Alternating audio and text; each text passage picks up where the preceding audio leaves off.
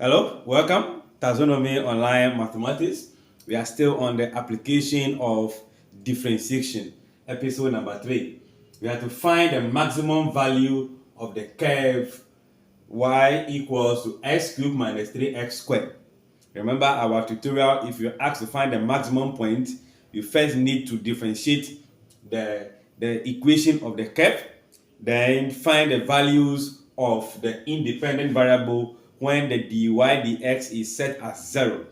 Then that value, when you text it in the second differentiation, you'll be able to tell which of the values give you the maximum value of what? Y. So let's kick start and see if I have y equals to x cubed minus 3x squared, then dy dx become the differentiation, right?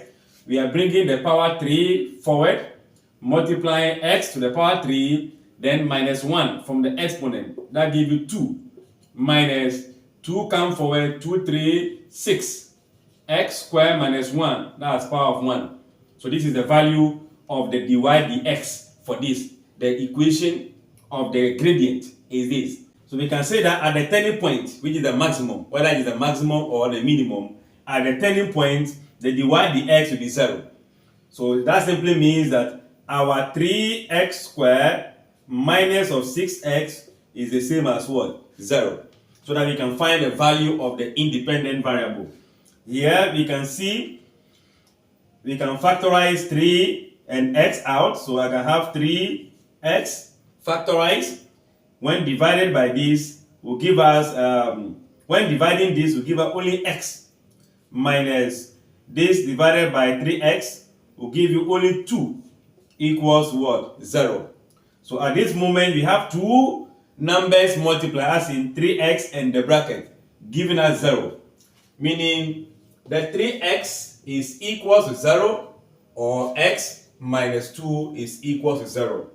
So either this is 0, it will make this 0. When this is 0, it will make this also 0. We are looking for this as 0, right? So now, dividing by 3 will make x equals to 0 or x equals to positive 2 when we transpose that. So these 2 points is what we are going to text.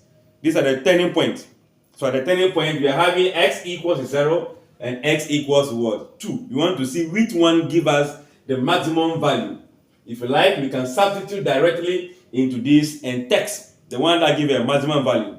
Or we can use the second derivative.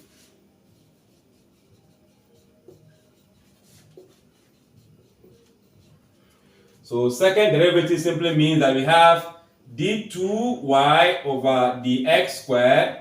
We are going to differentiate this value again, making the 2 coming forward to give us 6. 2, 3, 6. X, we subtract 1 from that power, so we have power 1. Then minus 6. X will become exponent 0. So this becomes second derivative. So I can say that at x equals 0, I want to check what the 2 square y over dx square will be. So let me just say second derivative to prevent myself from making mistakes in pronunciation, right? Minus 6. Right here will be giving you 0 minus 6, giving you what? Minus 6. So the more you're having minus 6, that means that you are looking for maximum.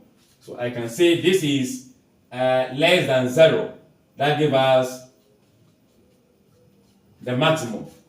Let's check for at x equals to 2, our second derivative become 6, 2 minus this.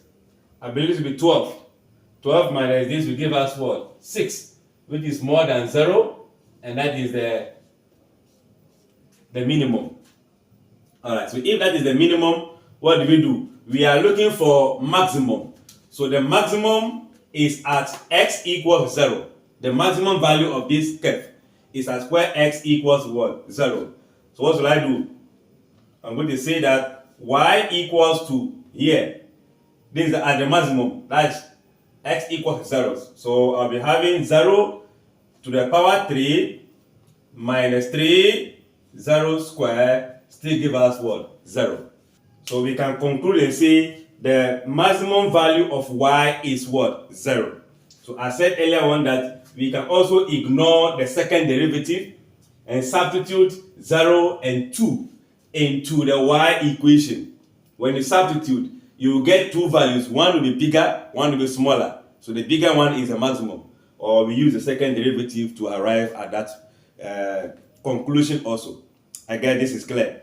Don't forget to share, like, comment, and subscribe.